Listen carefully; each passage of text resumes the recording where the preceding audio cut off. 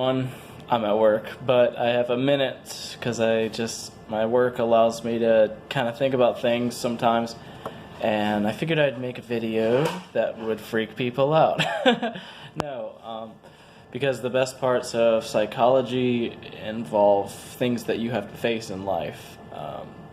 So yeah, this is for people who have had bad or abusive parents. And I just want to say I've overcome a lot, and I feel for you. I am definitely moving forward in my life. But when you have bad parents, what I really want to talk about is authorities, right? Authorities.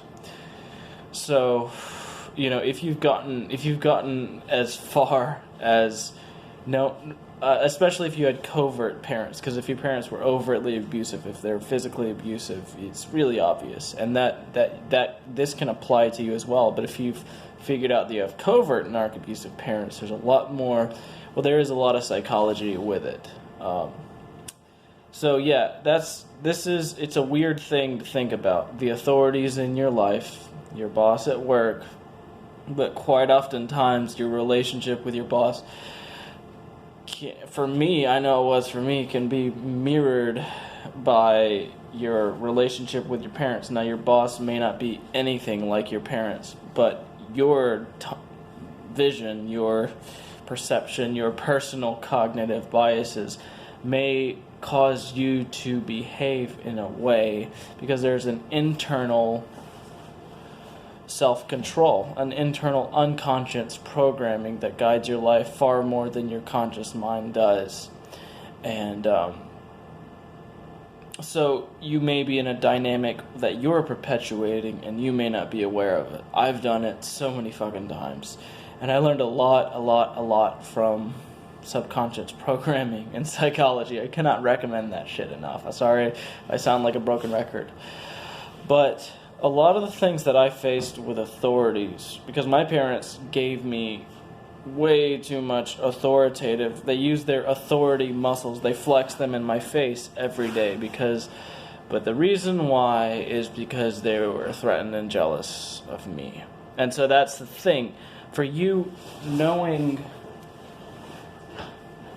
the reason, even if it's a psychotic reason, if you understand how mental illness works, you can figure out how your unconscious might be playing out the dynamic. Let's say your boss is nothing like your parents, but you can turn that, you can only see your boss from that one angle. If it's a neurosis, it'll be a rigid, mental formation of the relationship, and you're not even going to see the person for who they are, really.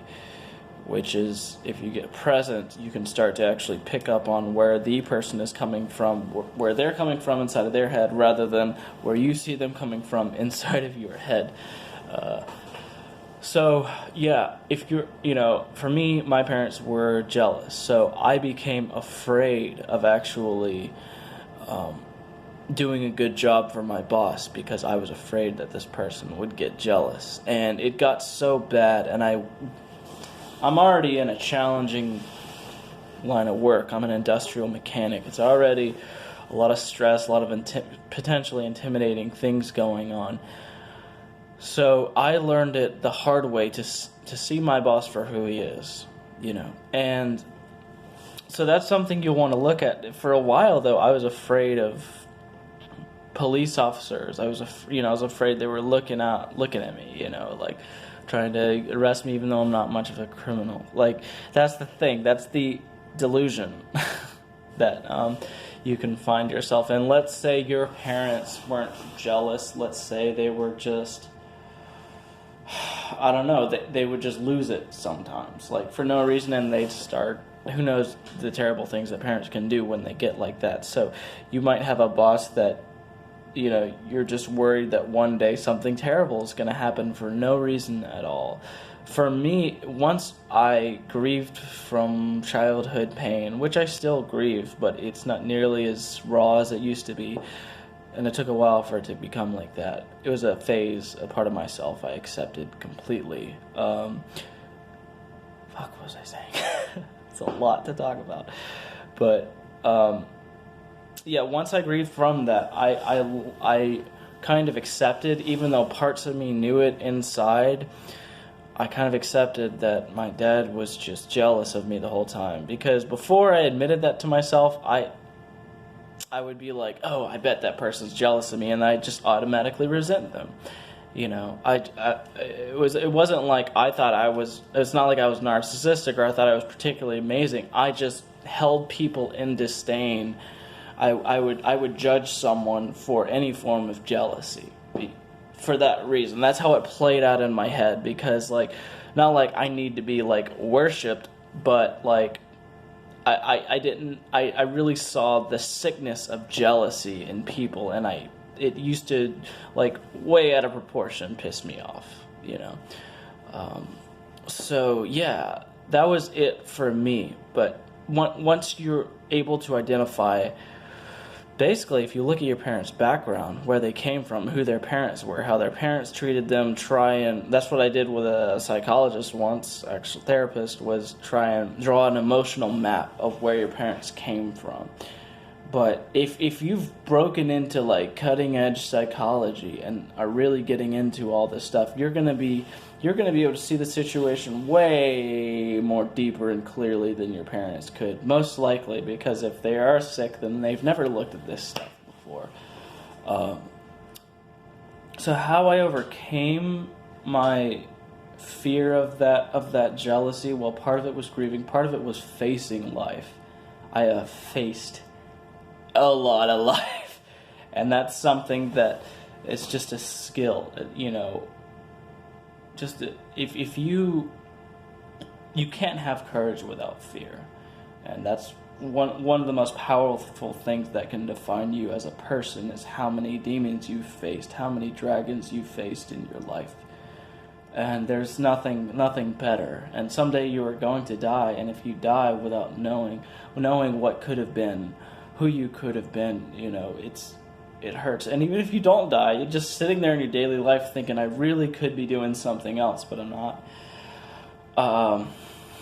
That's part of denial, and yeah, it's hard to get out of that kind of complacency. But facing it is a lot more fun. It's kind of scary. It's rewarding. It hurts like a motherfucker. And yeah, I don't know how to share, because I respond to fear differently than a lot of people. I don't get trembles, my hands don't shake. My breathing gets affected, yes, but it's really, a lot of it is internal. Yeah, so that's how I act when I'm stressed out and afraid. But the fear is still there, and it's still very real. So yeah. But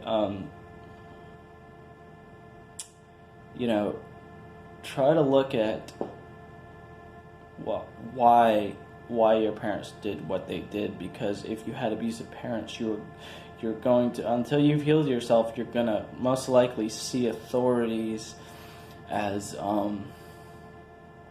you know, your parents, especially the direct ones that you see every day. I mean, think about it. They've got your paycheck, they've got your livelihood, your shot at life, you know, and basically you're projecting things onto them. Now, if they are a shitty boss or if they aren't, how do you figure that one out? Well, that's kind of something that you have to figure out for yourself, where you question, is this person participating in this dynamic in a way that is similar to my parents, or are they not? Like, what if you view your boss through a purely mundane, almost boring, like, I don't know, like, objective, look at them objectively, or the authority figure in your life, whoever that is.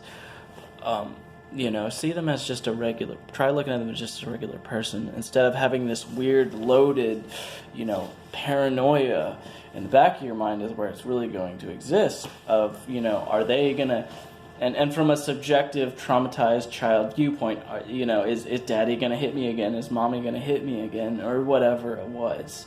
You know, maybe your parents left and you're afraid that the boss is gonna get transferred or is not going to give you the You got a copy? they won't vouch for You guys you. want to shift there? They want to. Yeah, I just had to switch to Sorry, this is not great video make. Okay. Copy that. Any reason? But maybe they, maybe you think if your parents left, like the system won't back you up. And I'm not saying there's nothing wrong with our system, but our system has people in it. It's run by people. So people are people. They're capable of all sorts of things, compassion. And the best thing is to remind yourself of the truth that this authority is in fact okay. They're neutral. They might be a little shitty. They may not be perfect. Their personality may not match up with yours as well. But what you'll want to determine is this a healthy enough dynamic for me to stay in this job? Or is this just reopening my wounds? Because that's what you don't want. Because I've had bosses like that, and I've had bosses that are totally cool. Like, my boss right now is cool, and he asks me and he does pressure me. So, like, that's perfect balance for me, But I've had bosses who straight up did not care, like, put me in dangerous situations. And that was really, like, during my breakdown phase that led to me grieving childhood. So I think that was my subconscious saying, we gotta do something about this. But, yeah.